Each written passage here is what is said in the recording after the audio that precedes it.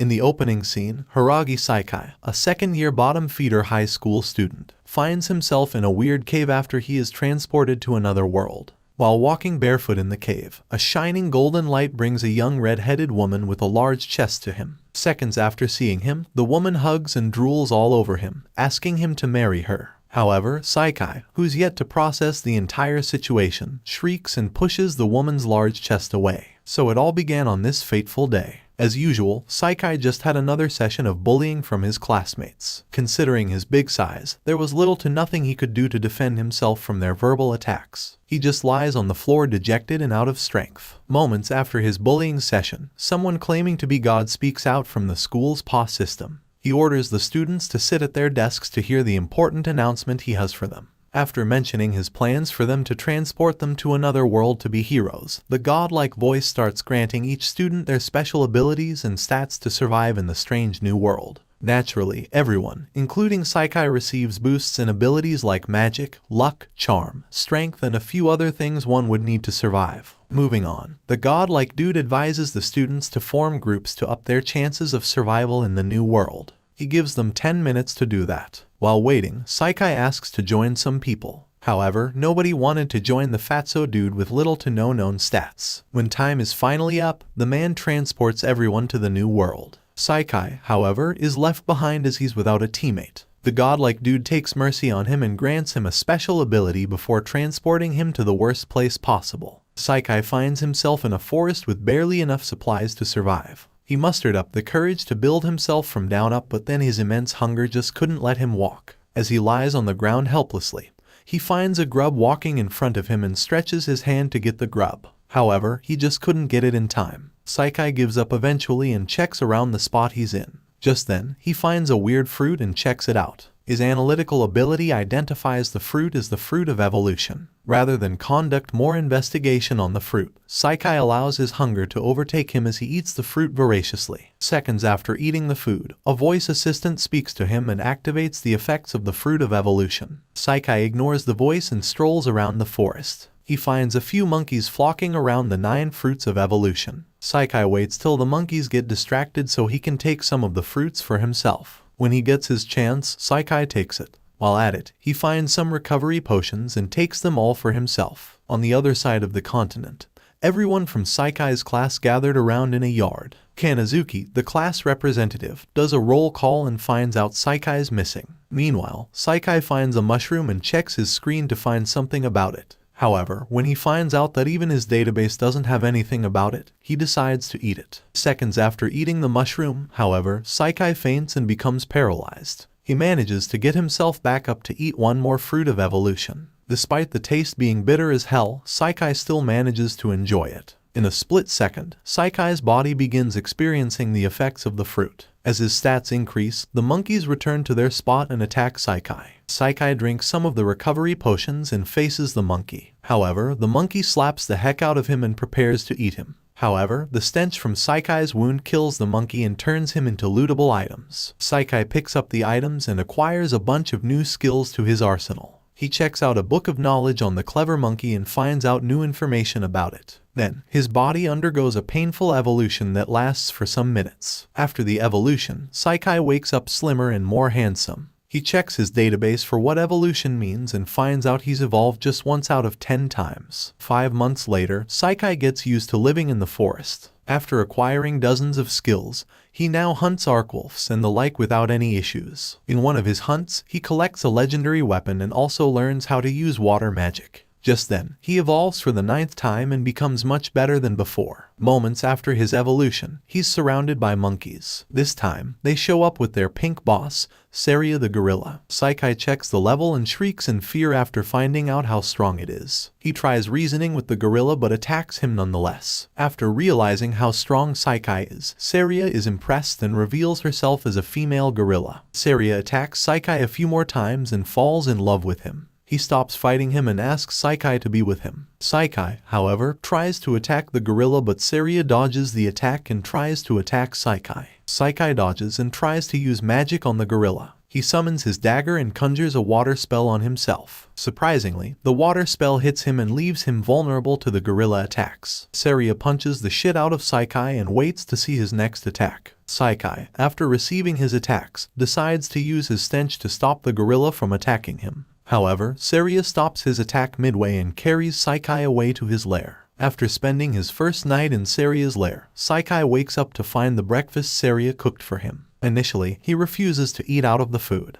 However, his hunger takes control again and Saikai is forced to eat. Saikai eats the gorilla's food and is amazed at how delicious it is. Seiya uses the opportunity to pitch the idea of marriage to Saikai again. However, Saikai isn't ready to marry any gorilla. After their breakfast, Seiya walks off to do the dishes. Saikai considers running out of the cave for his freedom. However, Seiya is back in no time and shows him some books he's to read to survive in the forest. Saikai reads the book and learns the wash spell and a few other convenient spells he's meant to learn. Seiya asks him to marry her again, but this time, Saikai tells her no. A few hours later, Saikai and Seiya go on a fishing trip. Saikai tries to escape, but then he gets attacked by a huge spider. Seiya shows up, saves Saikai just in time and takes him home. On getting back to the hideout, Seiya serves them another lunch to feed themselves. While eating, the duo discuss the fruit of evolution. Seiya explains the fruit of evolution to Saikai and complains about someone stealing his latest stock of fruit. Saikai confesses and asks for Seiya's forgiveness for stealing his fruit of evolution. Seiya, however, lets him off the hook and asks him to marry her. Saikai, however, reminds the gorilla that love between both of them is virtually impossible. This disheartens Seiya and she asks Saikai if he truly hates her. However, Saikai tells her he's totally fine with her being herself. Seiya smiles and heads out of the cave. Later on, the students from Saikai's high school complain about their commander's way of training.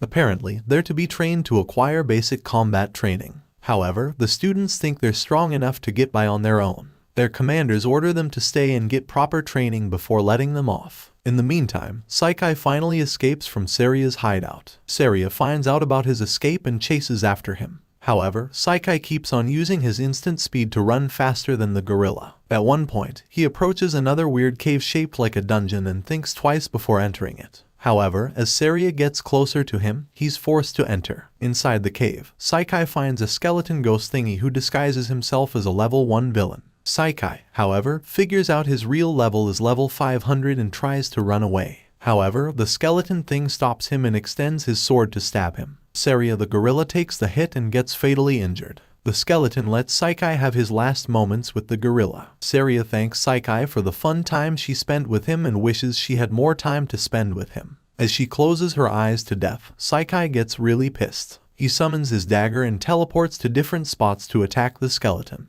However, the skeleton could read his every move, so he was able to counter the attacks pretty well. Saikai changes his tactics and uses his water magic spell to take down the skeleton. The skeleton, however, deflects the attacks and urges Saikai to accept his death. Saikai, however, wasn't ready to give up just yet. He charges up his legs and teleports instantly to stab the skeleton in the chest. The skeleton smiles and thanks Saikai for freeing him from his bondage. Then, it disappears into the wind and reunites with his lover. At that point, Seiya had already died. Suddenly, a golden light appears and Seiya the gorilla is transformed into a beautiful human female. Saikai recovers the book of knowledge on his latest enemy. In his past life, the skeleton, who was named Xenos, used to be such a wonderful person. However, the emperor's jealousy actually caught up to him and forced him to flee from the kingdom with his lover to live in exile for the rest of his life. After reading the story, Saikai and the new Seiya cry over how sad the story is. Once they're done crying, Saikai opens the chest and finds some clothes for Seiya. Seiya compliments how cool Saikai is and urges him to open the box again. Having acquired the necessary items, Saikai undergoes evolution again.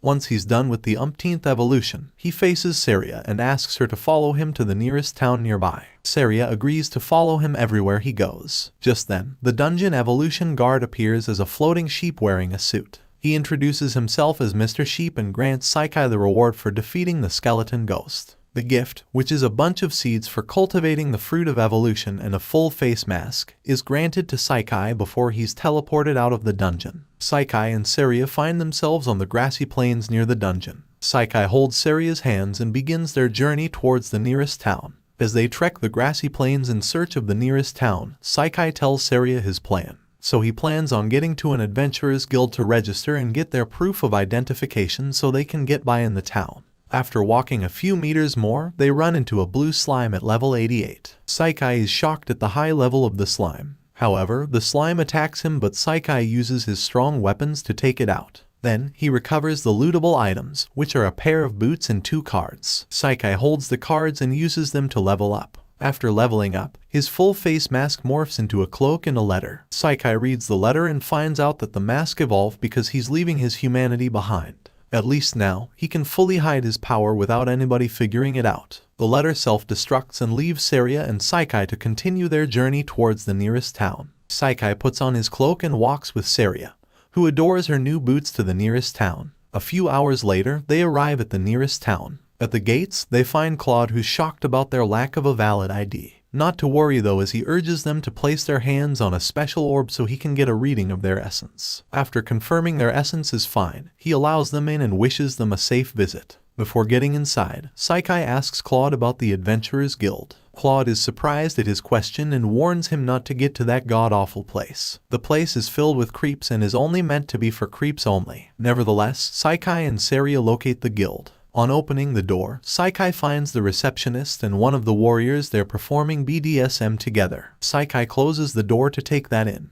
Then, he opens the guild again and finds what Claude warned them about earlier. Saikai tries to cover Saria's eyes, but then the head of the guild, Guskel, who's also a muscular guy who loves flexing, shows up and pushes the duo into the guild. Saikai and Saria are forced to enter and register at the Adventurers Guild. The receptionist, Eris, changes her clothes into a more professional one and welcomes Saikai and Saria to the guild. She urges them to forget about the weirdos they find at the guild and just register for their own reasons only. Saria draws Saikai's attention to the people having fun in the guild and tells him to join so they can have fun just like them. Saikai finally decides to join the guild. As he signs the papers, 2 weirdly dressed dudes arrive and invite Saikai to see their boss at the back. Saikai follows them outside and finds out that their boss, who's gay and a pervert, wants to have fun with his butthole. Saikai shrivels and bails out before he finds out what happens when you drop the soap in prison. The 3 guys chase after him, but then they get tired and lose him. Saikai returns to the guild that evening and reunites with Saria. Eris and Guskel commend him for being the first person to resist their charms. Saikai asks Guskel to do something about the 3, but Guskel tells him there's nothing he can do. Moving on, Eris explains the next step in their registration process. They're to undergo some tests to see what missions would fit them. However, before they can take the tests, they have to be supervised by at least a B-rank adventurer. Luckily for them, a troublesome A-rank adventurer named Artoria arrives just in time. Saikai stares at her large chest and gets lost in it. Artoria tries to talk Saikai out of accepting her as their test proctor. However, Saikai doesn't mind her being his teacher. Artoria discusses things with Guskel and reluctantly allows them to get under her tutelage. Up next, Artoria takes the duo out to complete their first test, which is to take out some odd tests. After explaining the nature of the odd jobs, Artoria smiles and warms the hearts of Saikai and Saria. On their first test, they visit an orphanage and take some of the children out to play. One of the kids injures himself and Artoria steps up to heal the little boy. As she does so, however, one of the planks falls down and nearly hits Artoria. Luckily, Artoria uses her defense spell to save herself and the boy. After helping out at the orphanage, Artoria takes Saikai on their next quest, which is demolishing a building. Saikai gets too forward and walks into the building. He touches one of the walls and the entire building crashes on him. Artoria immediately gets emotional and rushes over to dig Saikai out of the rubble. Turns out she's always believed to bring calamity to anybody who follows her. Luckily for her, Saikai digs himself out of the rubble and chuckles. Artoria scolds him hard to make sure he doesn't try anything risky ever again. Saikai gets the point, so he thanks Artoria and continues the next mission. Back in the royal capital, the commander leading the training of the high schoolers complains to his subordinate, Offer, about the kingdom's plan to use the students in their war against demons. He knows some of them will die in the war but still hasn't accepted it yet. At that instant, Saikai finds out about his third test, which is walking a wolf dog. The wolf dog chases Saikai all around town while Artoria and the owner of the dog laugh and discuss with each other. Thankfully, Saikai ends the test in one piece. He returns to the guild and gets the payment for the job. Before they head out of the guild, Guskel and Eris ask Saikai and Saria if they have a place to stay. Since they don't have any, Artoria invites them to stay over at her own inn pending the time they find another inn to stay at. On their next test, Artoria tells them to harvest some medicinal herbs and bring them there to her. If they can harvest enough, then they will pass the test. Almost immediately, Saikai rushes into the forest nearby to find medicinal herbs. Saria follows suit, leaving Artoria with a smile on her face. Artoria recognizes the smile on her face and stops herself from getting too attached to her two new students. This is so that her misfortune doesn't affect them in the long run. Minutes later, the duo return with the medicinal herbs. Saria gets the test right and submits 10 medicinal herbs. Saikai, on the other hand, returns with some rare mushrooms and fails the test. Saikai asks for a second chance and rushes back to the forest to find some herbs to pass the test. While in the forest, he searched the entire vegetation for medicinal herbs, but just couldn't find any. He overhears 3 people discussing something about human realms and defying their master, Leia. Saikai eavesdrops on their conversation a little bit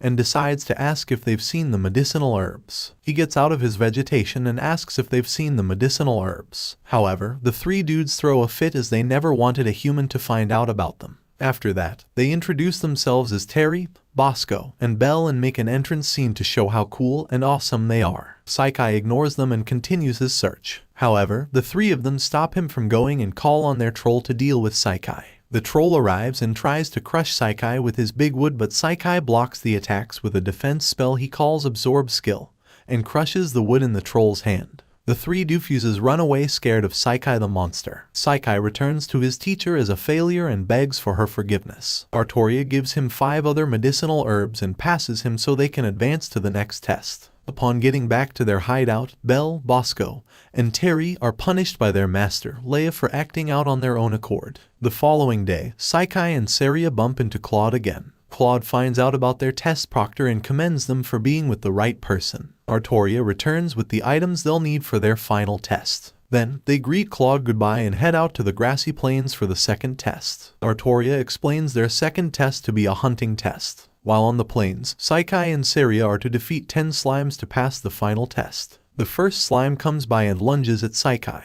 Saikai raises his sword to slice the slime, but then the slime gets teleported somewhere else. Artoria checks out the field and finds out that it's been trapped with teleportation spells. She immediately abandons the test and urges her students to follow her back to the guild. However, on their way out of the plains, Artoria steps on a teleportation spell and transports all of them into an underground tunnel network. Before figuring out their location, Artoria asks Saikai and Saria why they opted into the spell with her instead of just abandoning her. Saikai and Saria tell her their bodies just moved on their own. Artoria smiles and gives Saikai a guide stone which he can use to locate any of them should they get separated. Saikai and Saria nod in agreement to her explanation and wait for her to move forward. Artoria steps into a trap and activates a solid wall that separates her from Saikai and Saria. She tried hitting the wall down but couldn't get it to break. Saikai, on the other hand, tries using his fist to break down the wall. However, it didn't budge. They even try using the guide stone, but it still doesn't work. Saria gets an idea and asks her partner to follow her. In the meantime, Artoria faces a mummy and defeats it after taking a few ghastly hits. Saikai and Saria keep hitting dead ends upon dead ends. One time, they ran into a chest that could talk. They turn their back to leave the chest, but the chest urges them to open it. It lunges towards them for an attack, but Saikai takes care of it quickly. The chest meets its demise and opens itself up.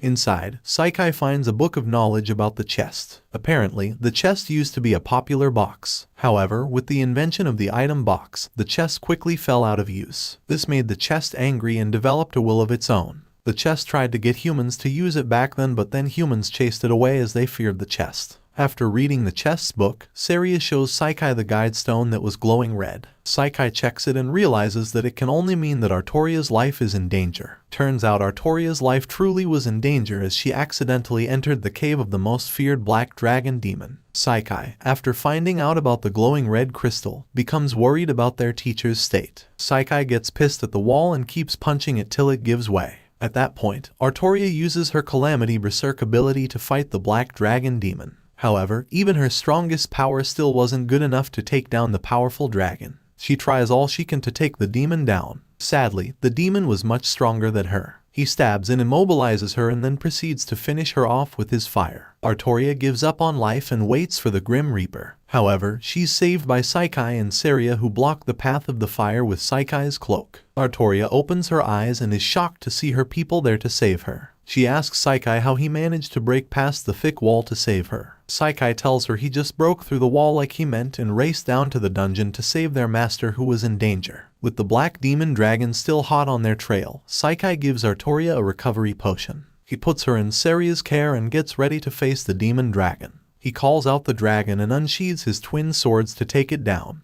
The dragon breathes out fire at Saikai. However, Saikai gets out of the way and attacks him from above. The black dragon blocks his attacks and gives him little time to assess his skills. After realizing the dragon is at level 500, Saikai tries to use absorb and bind resistance, but it doesn't work. The dragon gets understandably pissed and decides to finish off Saikai with his Hell's Inferno. Seria urges Saikai to use the Fall Disaster Water spell to water down the Hell Inferno. Saikai uses the spell right this time to stop the Hell's Inferno before it's complete. The dragon gets even more irritated and traps Saikai in an intimidation spell. This time, Saikai breaks himself free of the spell and lunges at the dragon to use his ultimate skill on him. He activates all the ultimate skills he has in his arsenal and slices the dragon into oblivion. The dragon shed tears after his crushing defeat and disappeared into thin air. Saikai kneels and wonders why the demon hates humans so much. Just then, the voice assistant begins leveling up his abilities to his current strength. Seria hugs him and asks him how he plans on getting them out of the dungeon. Saikai gets worried as he doesn't know what to do. He gets up to check out the item box the dragon left, hoping to see some clues on how to get out of the dungeon.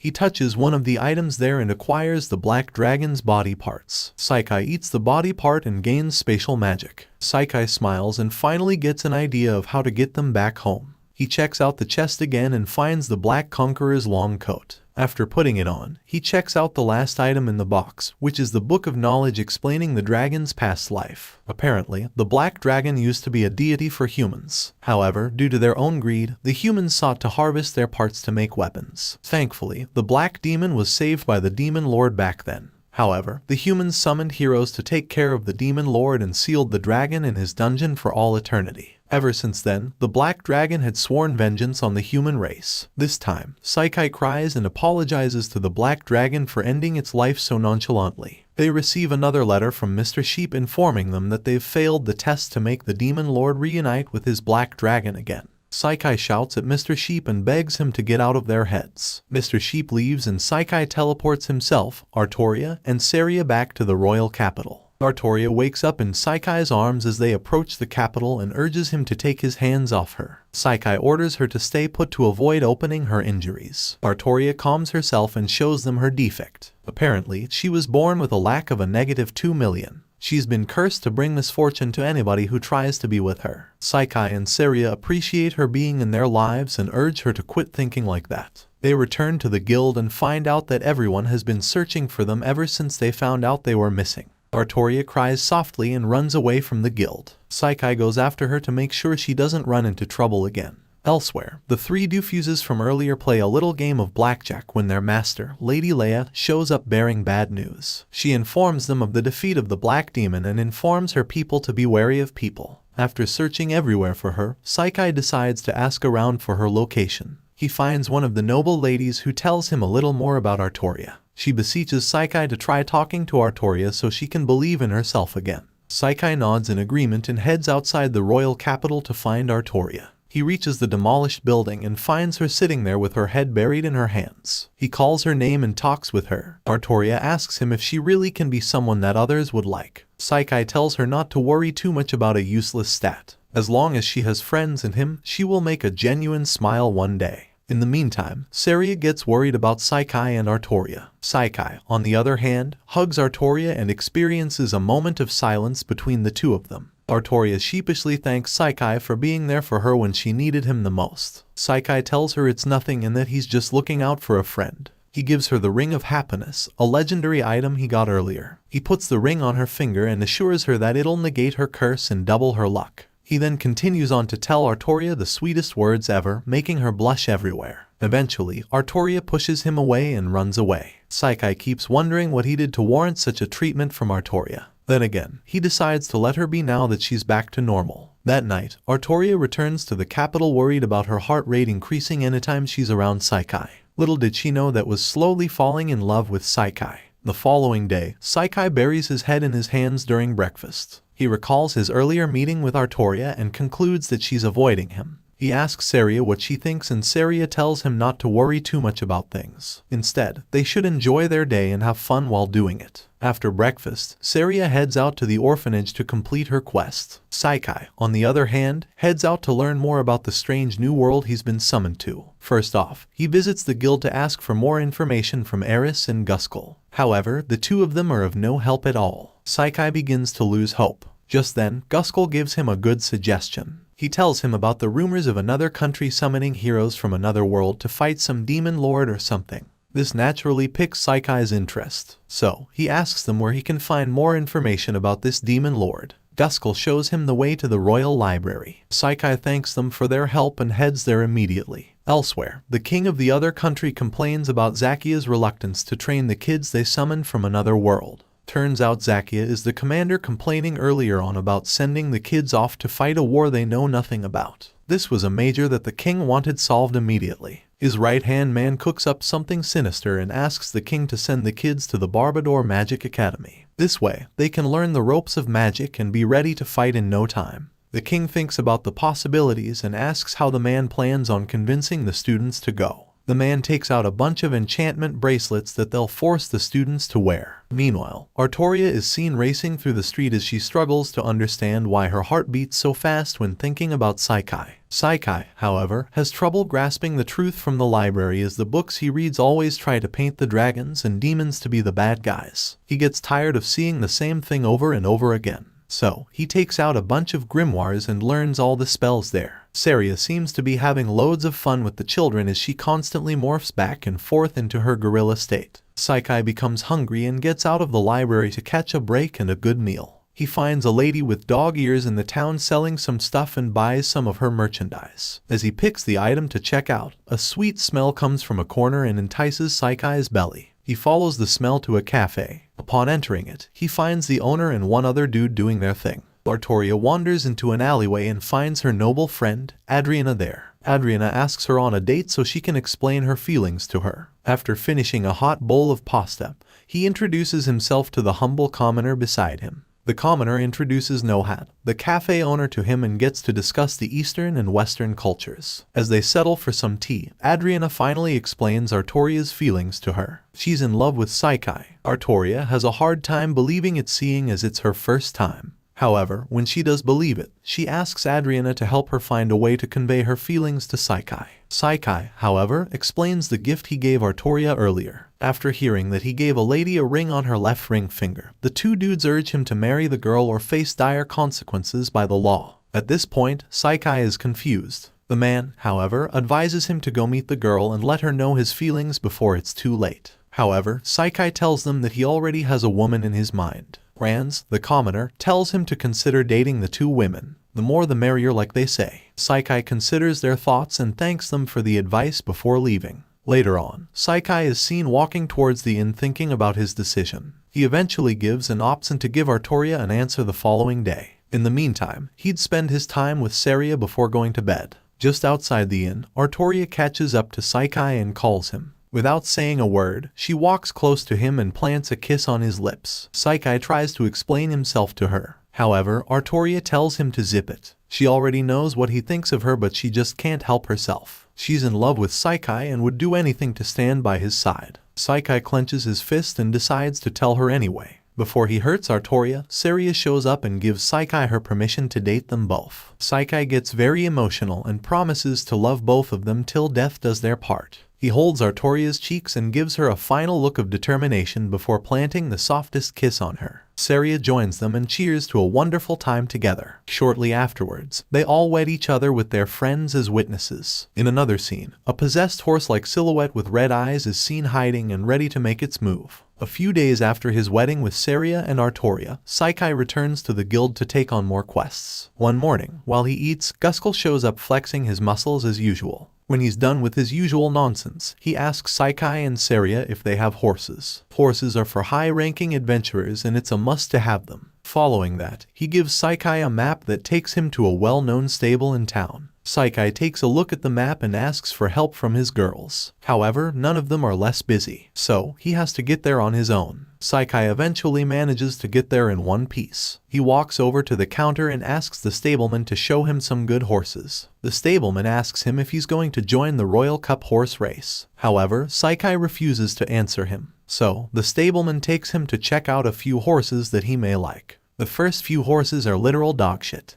The stableman even introduces Saikai to a stuffed horse toy, hoping Saikai would be fooled enough to buy it. Just as Saikai is about to give up on his search, the stableman shows him the most troublesome donkey in the entire stable. He tries petting it, but the donkey gets violent and kicks the hell out of the stableman. Saikai acquires the skill to understand donkey language that instant and finds out that the donkey is a proud one. Apparently, the donkey didn't see the stableman or Saikai as worthy to ride it. She attacks Saikai and forces him to show her his immense strength. Impressed by his power, the donkey decides to serve him forever. She introduces herself as Lulun and pledges to remain loyal to Saikai till she dies. Saikai buys the donkey and takes her out of the stable. As they roam around town, Lulun finds some delicious dumpling treats and asks Saikai to get some for her. Saikai gets some dumplings for her and himself. The duo eat their fill and continue their tour of the town. After walking for just a few meters, Saikai finds a dude named Clay arguing with Mei, the dog-eared person he bought a painting from earlier on. He butts into the argument and finds out that Clay was asking her to enter the charity painting competition. She's a very talented artist and shouldn't put her talent to waste. Saikai agrees with Clay, so he tries to convince Mei to enter the competition after checking one of Clay's abstract paintings. Mei, however, is a very shy lady, so she couldn't muster up the courage to join the competition.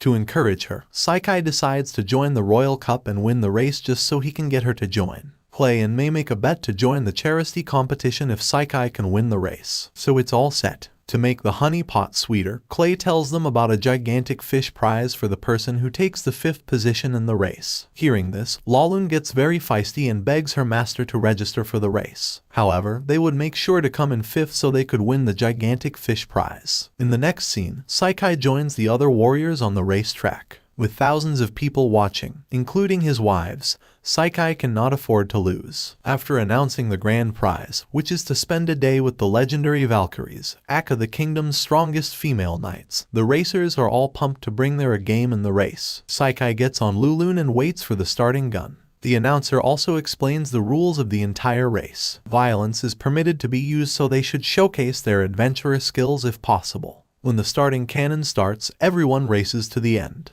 In the first few minutes, about 20 racers drop out of the race. Shockingly, Saikai's horse, Lulun, could only walk as she never even ate breakfast. Saikai knows he has to do something quick. So, he goes through his inventory and finds an evolution fruit before giving it to his horse. In the meantime, one of the adventurers summons a pack of wolves and their big boss to stop the other racers so she can become the sole winner of the race. Just before everyone gives up, Lulun runs like a mad donkey on steroids towards the finish line. As she approaches the wolves, everybody cheers her and her rider on to bring home the prize. Thinking she was going to be intimidated by the wolves, Lulun shocks everyone, even her master, as she jumps into the air and takes out all the wolves the adventurer summoned earlier. In split seconds, she gets to the finish and waits for the other racers to come by. After that brilliant display, all the other racers forfeit the match and give the win to Saikai and his Lulun. At the end of the race, everyone, including Mei and Clay, erupt in joy and laughter. However, Lulun wasn't so happy as she didn't come in 5th to win the gigantic fish prize. Saikai pets her and thanks her for at least winning the race. Lulun gets emotional and accidentally transforms into a beautiful young lady. At that instant, Artoria and Saria walk into the room only to find Lulun stark naked with her arms wrapped around Saikai.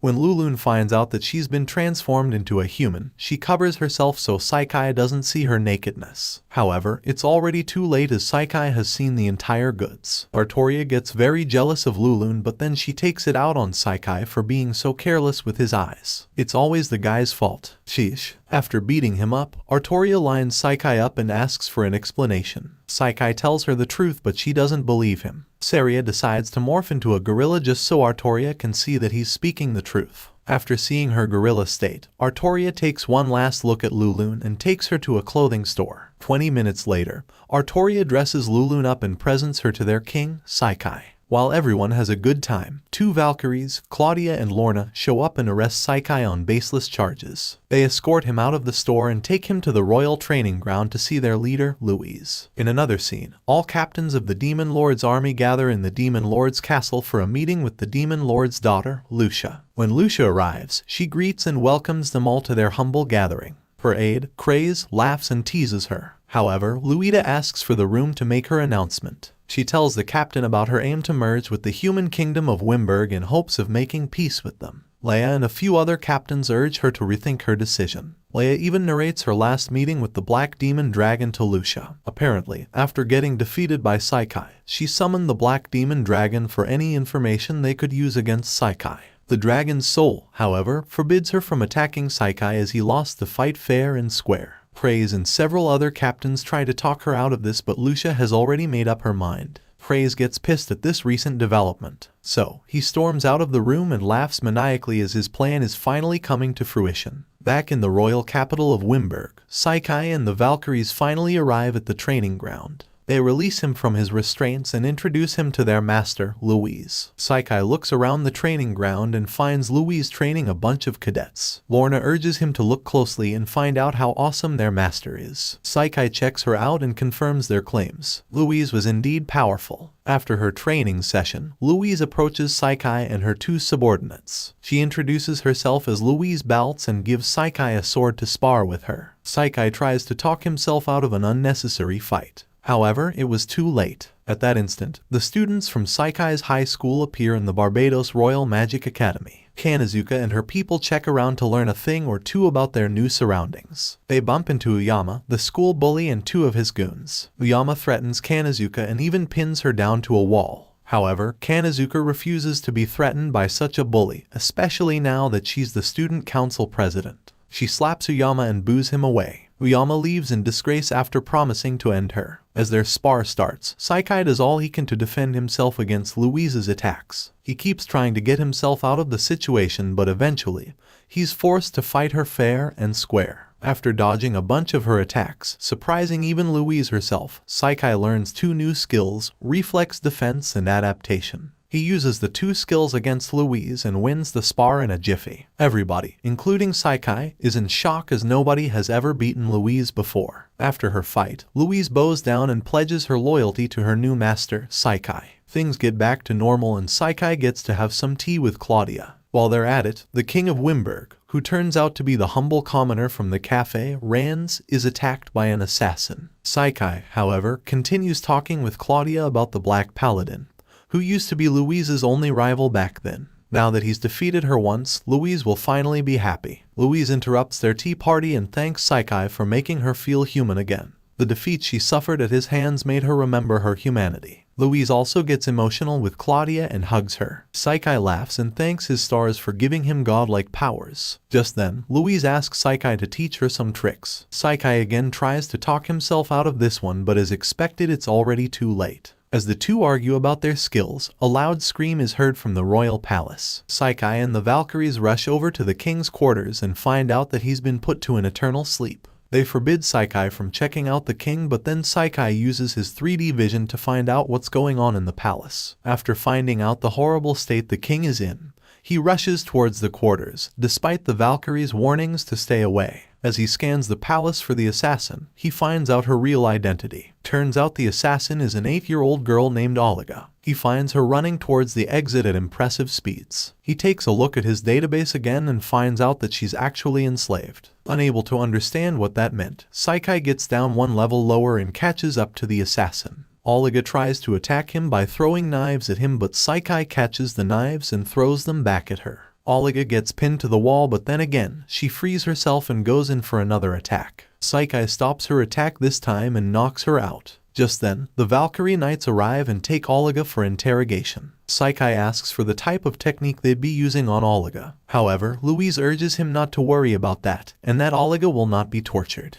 As for the king, he was stabbed with a cursed knife and won't be waking up. Saikai feels for the Valkyrie and checks his database for curse-undoing spells. He asks the ladies to take him to the king's quarters. On getting there, Saikai gets the shock of his life when he finds out that the king is actually Rans, the humble commoner from the cafe earlier. Soon after, Louise introduces Saikai to the leader of their magic division, Florio. After the necessary introductions, Florio and the ladies beg Saikai to undo the curse and wake their king. Saikai summons up the courage to make it work as he walks close to the king and activates his magic creation spell. This spell enables its caster to actualize anything he visualizes in their mind. Saikai creates a mental image of the king's curse being lifted and wishes him eternal health. Surprisingly, this becomes reality, and the curse gets lifted. Seconds later, the curse's effects are reversed and King Rans wakes back up. The entire room is filled with joy as they check up on their kind king. Rans also thanks Saikai for his help and promises to reward him for his help. Saikai thinks of a fitting reward and asks the king to make it happen. A few thousand miles away, Zakia the commander meets with his wicked king and his entourage, Helio. Zakia beseeches the king to have mercy on the poor students they teleported to the Barbados Magic Academy. However, the king already had his mind set on using the isekai students as guinea pigs to fight the demons. In the meantime, Kanazuki and the others notice the strange treatment they're getting from the AUG students at the academy. While they ponder what could be wrong, Uyama and his goons show up and demand that Kanazuki tell them what she and her people are discussing. Initially, Kanazuki tries to shun them, but when they start making threats,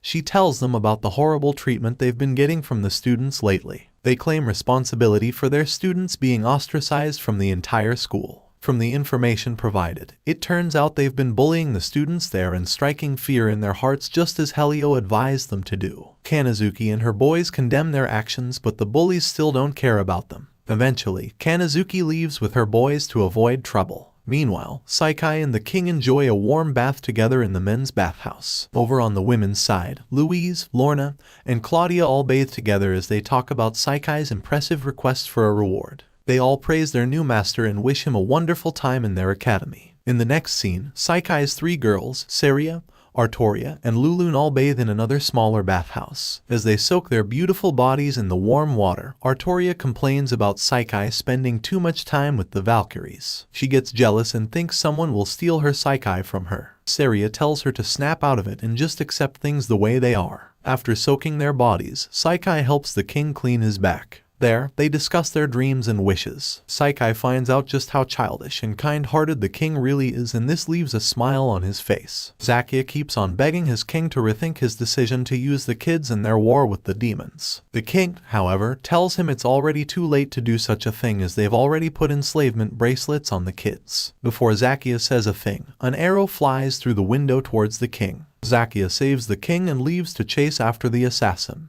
After he's gone, Helio informs his king about the alliance Wimberg is about to form with the demons. They have to do something about it quickly before shit hits the fan for them. The king, however, calms his wicked right-hand man down and tells him about the assassin he sent to take out the king. At that instant, Saikai wakes up to see all his wives alongside Florio and a few other ladies there for him. After he's back up, Artoria complains about Saikai's disappearance, but then Louise shows up. Artoria gets ready to punch Saikai as she thinks he's brought another one home again. However, when Saikai introduces Louise and her identity to them, Artoria comports herself and introduces herself as Saikai's girlfriend after Saria and Lulun. Louise also introduces herself and asks her master to begin their first lesson. Deep in the dungeons underground of the kingdom of Wimberg, Lorna dresses up as a BDSM princess and whips out her horsewhip almost as if she wants to torture poor Oliga into exposing her origins. She ties Oliga to a chair and whips her at regular intervals after asking a few questions. Saikai and the other ladies watch from the one-way glass,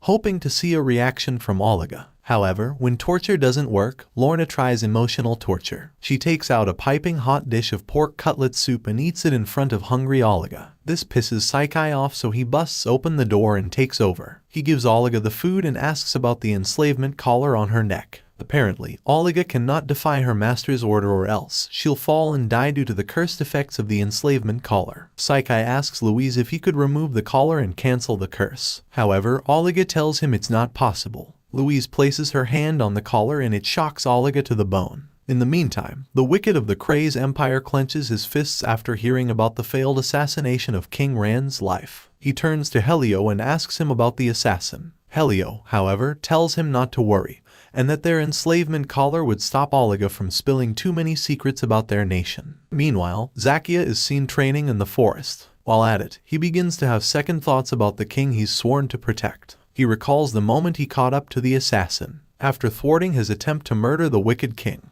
Zakia asks the man why he was so keen on ending the king. The man narrates the story of how his kind demon wife was murdered in cold blood by the disgraceful knights and left on the street to die like a rat. As he picked his wife to bury, he made his resolve to put an end to the worthless king ruling over their kingdom. Even after hearing his origin story, Zakia still refuses to side with the strange man. This means they have to settle things with their fists. The man shoots his arrows at Zakia, but Zakia uses his wind magic powers to destroy all his arrows. After rendering the man useless, he urges him to surrender to a higher power. However, the man thanks him for a good fight and bails out. Before he goes, however, he tells Zakia to rethink the morals of the people he's so keen on protecting. At that point, Zakia slashes a huge-ass tree in half. In the next scene, Saikai struggles to remove the enslavement collar from Olga's neck. With the ladies watching him intently, Saikai recalls a few spells from his book as he has trouble visualizing the actual magic spell he needs to work. He suddenly gets the idea to remember a historical freedom figure, Abraham Lincoln. The figure shows up in reality and uses his own words to release Olga from her enslavement collar. In split seconds, Olga is free and able to think for herself again. She sheds tears of joy until Saria pets her head. Lulun, however, picks up the pork cutlet bowl and has her way with it. After petting her, Olga settles down to introduce herself. It turns out that she was born a beast folk. The beast folk are one of the most hated species in the animal kingdom. As such, they were always maltreated. After taking out the elderly folks, the humans back then would take their kids and train them to be deadly assassins. Olga turned out to be one of the best assassins they've trained as she carried out countless missions and assassinations of very important people. She condemns herself for her sins and wishes death for herself. However, Saikai holds her hand and urges her not to worry about her past. All she has to do now is to work towards a better future for herself. Lorna asks if Olga can stay with them. Saikai tells them she can stay with them. Olga thanks Saikai for his hospitality, but then she warns him about the Kaiser Empire coming after him. Saikai tells her not to worry about them. He's strong enough to take them on. He then asks Louise for permission to house Olga, and she grants it to him in a jiffy. A few hours later,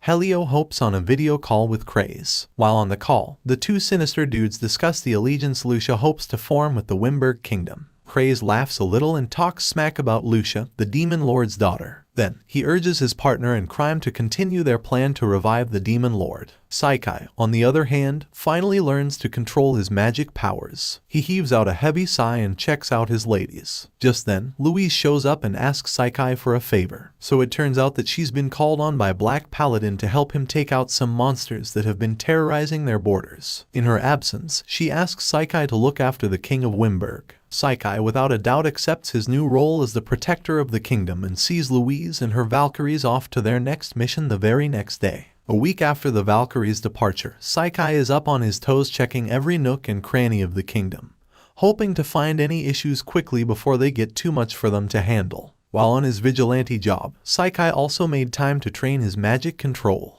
When he's finally done, he pauses to catch a breath. Guskel and Eris show up at that moment and introduce Saikai to the greatest holy mage of all time, Barnabas. Upon seeing him, Florio begins to shower praises on Barnabas. Barnabas butters his bread by recognizing his contributions to the Magic Society. Florio blushes after hearing such words and faints a little. Barnabas goes on to talk about a few more random issues before taking Saikai to see the king. King Rans teases Saikai and his party a little bit before turning his attention to Barnabas. On seeing Barnabas, his former teacher, Rans gets up from his throne and pays his respects. After paying his respects, he orders his people to come and give Barnabas a chair to sit on. After he's settled, they get serious about their discussion, which is about the Barbados Royal Magic Academy. At that moment, Kanazuki just finished a training session. However, the school still feared her and the other heroes that came from the other world. Hearing this, Saikai gets a hint and instantly thinks about his other friends. Rans talks about the wicked king of Kaiser and his plans to use the students from another world for his own selfish reasons. Just then, one of the royal guards barges in to report a horde of monsters approaching their town.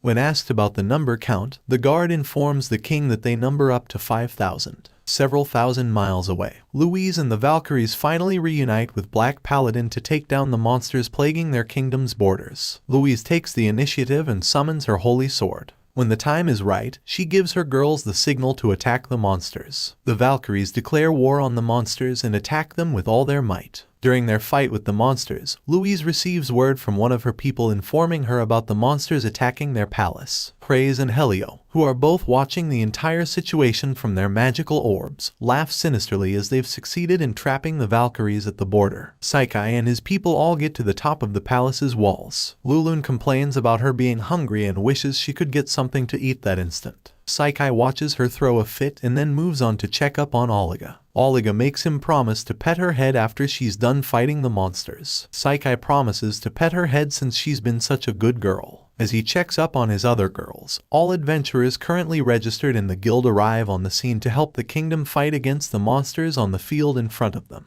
After making all their dramatic entrances, Guskel gives his people the go-ahead to climb down the wall and face the monsters. Just then, the war between adventurers and monsters begins. Saikai is left behind while the other adventurers fight and bring down all the monsters using their own weird and unique powers. Guskel showcases the power in his muscles and girth as he takes down the monsters with ease. All Saikai and Barnabas could do was sit by and watch the entire thing play out on the battlefield in front of them. After taking them all down, a Beast King appears. Noad shows up and slices the beast to nothingness. Saikai checks on his girls and finds them holding their ground against the monsters on the field. Barnabas also extends his support and rains down fiery rain and tornadoes on the lot. Even Saikai is surprised at how powerful the old man is. He takes down all the monsters in one swoop and gloats about his power. Just when they thought it was all over, the real monsters show up. This time, they're all big boss grade level monsters and are certainly more than what the adventurers from the guild can handle. Nonetheless, the adventurers head over to the battlefield to face the stronger monsters. They try cutting them down with their own strength. However, nothing seems to work against these monsters. Saikai thinks long and hard about what to do. He concludes that he'd need some long-range spell to take out all the monsters at once. He stares at the sky and gets a brilliant idea. With no time to lose, Saikai informs Barnabas about his large-scale spell and lifts his hands to the sky. He conjures a Statue of Liberty and gives it a magic command to unleash judgment on the monsters on the plains. Initially, nothing happens. After a few seconds, however, the statue strikes down all harmful monsters on the plains. The lightning strikes all the monsters, including Eris and Guskel. Saikai takes a look at them and wonders if Guskel and Eris are truly as harmful as the spell says. Anyways, they've won the battle now and that's what matters. Praise, who just witnessed his entire ace get reduced to ashes, fidgets on his throne as he wonders what to do. Just then, the Liberty statue strikes him with the judgment of lightning and leaves him for dead. Saikai levels up and becomes much stronger than most of the people there. Ranz leaves Saikai and his people to continue watching over the walls while he goes out to check up on his people. Oliga rushes by to get her head pet by her boss. Saikai pets her head and smiles at her. Just then, Barnabas makes a very funny request to Saikai. He asks Saikai to come to his academy and become a teacher there. In the meantime, Kanazuki and her people are still being ostracized by the students in the Magic Academy. Saikai, after hearing the offer, politely declines it, giving the excuse of staying behind to protect the king and the town. However, Barnabas gives him options to sneak himself and his girls into his academy under very nice guises. In the end, Saikai is left with no option but to say yes as his ladies also support the idea of him being a teacher. After defeating the monsters, Saikai returns to the town to enjoy life once more. He goes on dates with each and every one of his wives separately, which makes them happy to be wed to him. One day, while resting, Saria shows up to Saikai's room and asks him to take Oliga out to play. Saikai smiles at the idea and takes his little sister to the orphanage park to play. There, Oliga joins the other orphans to play tag and football. Meanwhile, Saikai gets his alone time with the love of his life, Saria, and confesses his love for her again. Saria sobs softly and makes the other kids think she is being harassed by Saikai. Saikai joins the kids to play on the field when suddenly, a blimp appears in the sky announcing the commencement of the charity painting competition. Saikai quickly takes Saria to the competition to find out what May has to say. After introducing the judge, the MC kickstarts the art show. Clay Berger shows up with an interesting piece we modern-day humans call modern art. Thankfully, almost nobody could understand the piece of crap Clay drew on his canvas. Other artists also come by and showcase their art pieces. When it's Mei's turn, she sheepishly presents a wonderful painting of Saikai on his trusty steed, Lulun. She receives a big round of applause from the crowd and eventually wins the competition. After the competition, Mei meets with Saikai to tell him some good news. Turns out Berger just invited her to come study with him in his academy out of town. She wanted Saikai's blessing and he gave it to her gracefully. Later on, the Valkyries returned to Wimberg with honor. Louise thanked Saikai for his service to her town of Wimberg and wished him a safe journey to the Royal Magic Academy. Elsewhere, the Demon Lord's essence appears to Leia and Craze. He scolds them for failing to bring him the despair and strife he needs to revive himself. Craze and Leia apologize for this and promise to do better next time. Leia gets the wonderful idea to attack the Barbados Royal Magic Academy so they can take down all the kids of the royals and nobles there and win. Back at the academy, Kanazuki recalls her previous moment with one of her students as she blabs on and on about how good Saikai was to her back in their former world. She suddenly remembers the poor boy and wonders where he'd be by then. Little did she know that Saikai, whom everyone loathed back then, is now a hot cake who's coming over to teach at their magic academy. Saikai and his girls say their final goodbyes as they ride out of town in their carriages. Saikai is full of nothing but thanks and praise for the people he met and bonded with within the town. As they ride out of town, Barnabas asks Saikai if he regrets leaving the city. Saikai, however, tells him he doesn't regret a single thing. Barnabas lets him know that they're almost at the Magic Academy. Just then, one weird hero jumps on his carriage and hits a ride to the Magic Academy without permission.